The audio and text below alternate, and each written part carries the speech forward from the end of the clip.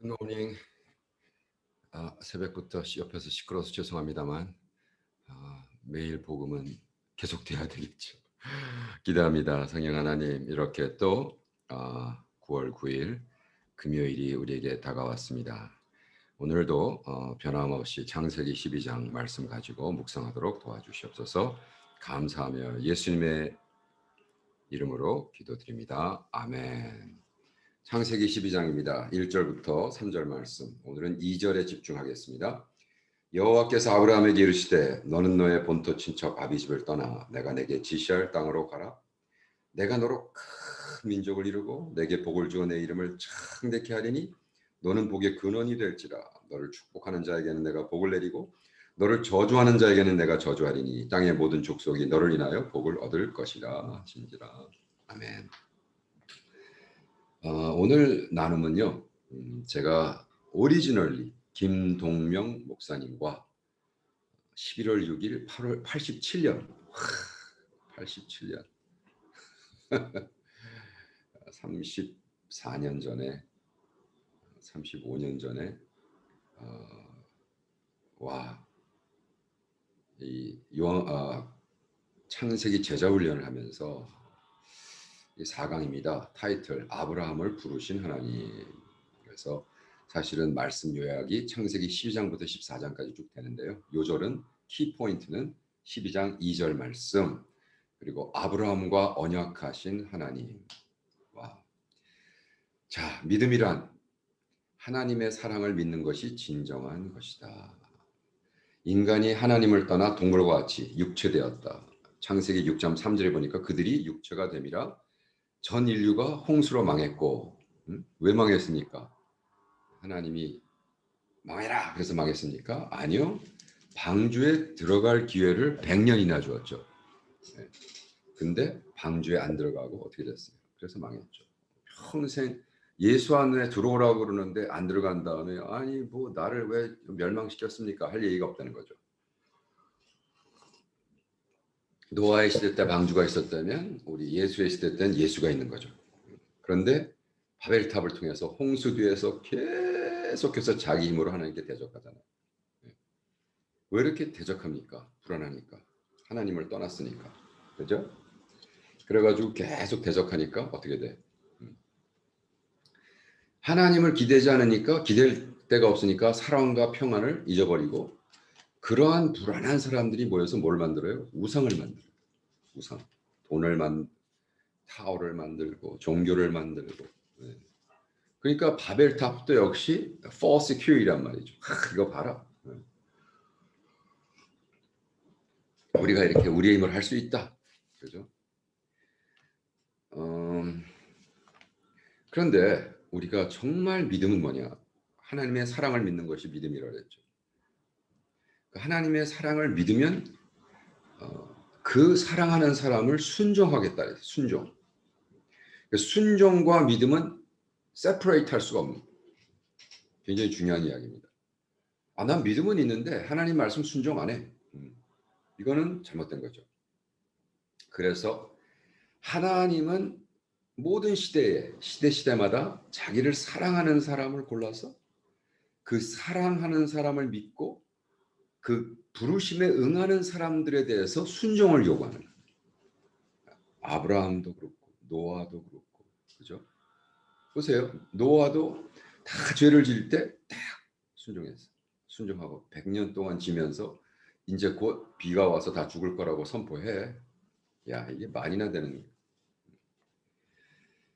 그렇다면 이것이 아브라함에 대한 하나님의 뜻이었고 이것이 우리에게 내려오는 어떤 그 순종의 믿음의 프린시플이라면 원리라면 내가 어떻게 아브라함 되기 전에 아브라함 큰 민족의 아버지가 되기 전에 그냥 좋은 아비였는데 아브라함의 교훈을 내 것으로 만든 어떻게 합니다.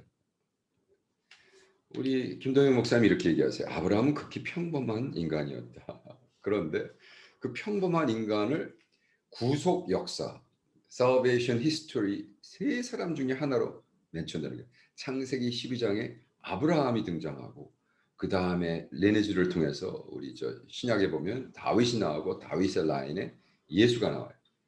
구속 역사의 트리니티는 아브라함, 다윗, 예수란 말이에요. 그렇다면 우리가 구원의 역사에 동참하는 우리로서 우리가 뭐를 배워요? 아브라함을 통해서 구체적인 신앙이 아브라함의 신앙의 철학이 무엇일까? 아브라함은 어떻게 그때 당시 하나님을 믿고 야훼를 믿고 그렇게 추구했을까? 그의 삶을 통해서 그의 말을 통해서 그의 행동을 통해서 그가 이루어온 모든 것을 통해서 깨달아야 됩니다. 그렇다면 아브라함이 살던 시대를 보면 문명이 발달하고 우상 숭배가 우글우글했고 아브라함의 아버지가 우상을 만들던 사람이었어요. 네.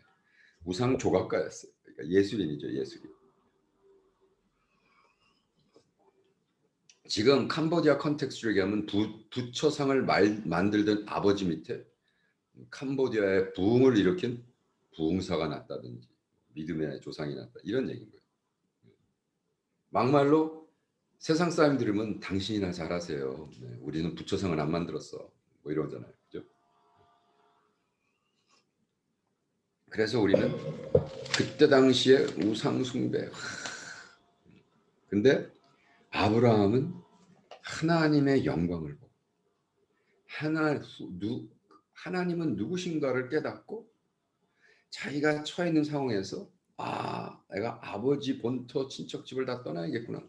그죠? 하란이라는 지체된 땅에서 내가 떠나야겠구나.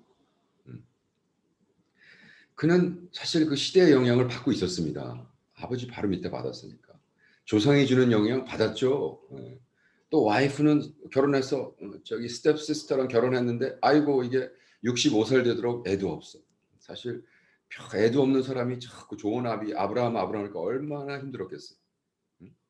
어떤 민족의 조상의 퀄리피케이션이 될 게 하나도 없는 거예요. 어떻게 보면 어떻게 저런 사람을 그죠? 뭐 탁 해서 애가 12명이고 뭐 그죠? 뭐 이렇게 해야 뭐 하나님 볼 때 본토 그 친척 집을 그래서 유지. 근데 하나님이 뭐라고 명령하세요? 사명을 어떻게 주세요? 본토 친척 아비 집을 떠나라. 자기의 안정된 생활을 보장하는 곳에서 떠나라. 그죠? 구약의 하나님이 아브라함에게 그랬다면 신약의 예수님은 베드로에게 배를 두고 떠나라. 베드로에게 배는 뭡니까? 시큐리티며 라이블리훗이며 돈이며 생활이며 아버지의 역할을 할 수 있는 거며 남편의 역할을 할 수 있는 이 모든 것을 참 suffering 고난의 복음. 우리는 복음이라는 게 자꾸 예수 믿으면 들어가서 복이요 나가서 복이요 네 가족도 잘 되고 다 잘 되고 뭐 할렐루야 네 막내까지 시집 잘 가서 애새끼 뽁뽁 낳고 그거는 번영신학 그렇게 해서는 구원받을 수가 없다. 우리 부르심의 문제는 뭐냐면 하나님이 우리를 딱 부르실 때 내가 십자가를 지기 위해서 내려놓아야 되는 게 있어요. 그래서 하나님이 노아 그랬잖아요. 노아가 뭐 농사한다고 막 들고 있어요. 노아 그래서 노아 다 내려놨죠. 그리고 망치랑 하나님이 재미나다고 한 얘기입니다. 모세는 또 자기가 내가 뭐 어쩌고 모세 뭘 세냐고 모세 잔소리 말고 와 그렇게 됐다는 거죠. 모세는 사실 하나님에 대한 불평 내가 뭐 40년 동안 모세 사지 말고 근데 그렇게 하나님 앞에 부르심을 받은 사람은 고난 십자가를 져도 그 내면에 기쁨이 있고 열매가 있고 그리고 내가 1대1 내가 실존자로 1대1 하나님을 만났기 때문에 다른 사람과 비교하지 않고 환난에서 요동치지 않고 사명감에 불타는 거예요. 그러니까 막 즐거워 보이고 행복해 보이고 막 눈에서 막 불이 나오고 애 없는 사람한테 너는 큰 민족을 이룰 거다. 근데 그걸 믿었단 말이죠. 그러면서 뭐 아들이나 쑥쑥 한 10쯤 낳았으면 모르는데 아니 25년 동안 그죠? 아브라함을 75살 때 부르고 100살이 되도록 아무 상황이 없어. 그런데 하나님이 아브라함에게 복의 근원이 되라 그래요. 복의 근원. 2장의 포커스인 거예요. 복의 근원. 다시 말하면 복덩어리가 된다는 거예요. 하나님은 한 사람을 통해서 한 민족을 이루고 한 사람을 통해서 한 도시를 변화시키고 한 사람을 통해서 온 가족이 예수 믿고 이러한 거를 보는 거예요. 정말 우리는 한 사람 한 사람 그렇게 보면 내 자신이 얼마나 귀중하냐. 그죠?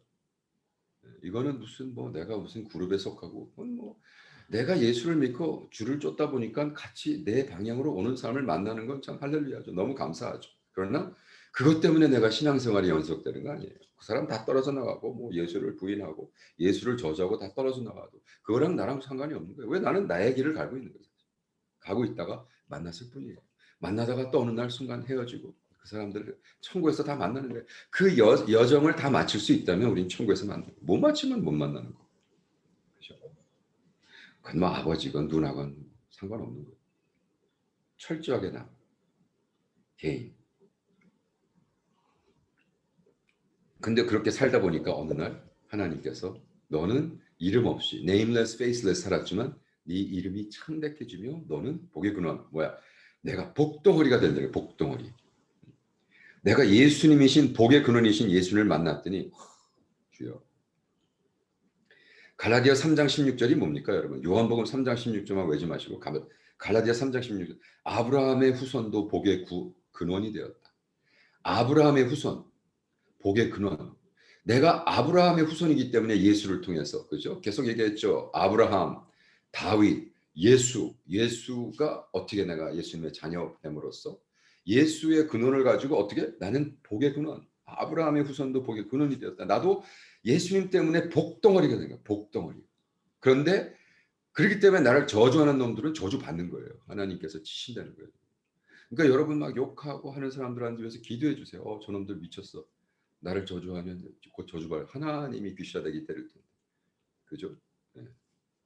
와. 그래서 보니까 우리는 정말 매일매일 그죠? 하나님을 사랑하고 하나님 안에서 하나님을 믿는 것을 믿음으로 알고 여러분 살아가신 여러분 되기를 축원합니다. 할렐루야. 주님 1987년도에 우리 김동희 목사님 배웠던 말씀을 다시 묵상하며 가슴이 먹먹하고 감사드립니다. 하나님 이 말씀을 통해서 영광 받으시고 오늘 또 하루도 승리할 수 있는 35년 전의 말씀 불변하는 말씀을 통해 오늘도 승리할 수 있도록 도와주시옵소서. 감사하며 예수님의 이름으로 기도합니다. 아멘. 아멘이시죠. 할렐루야. 내일 뵙겠습니다. 내일은 북턱이라. See you.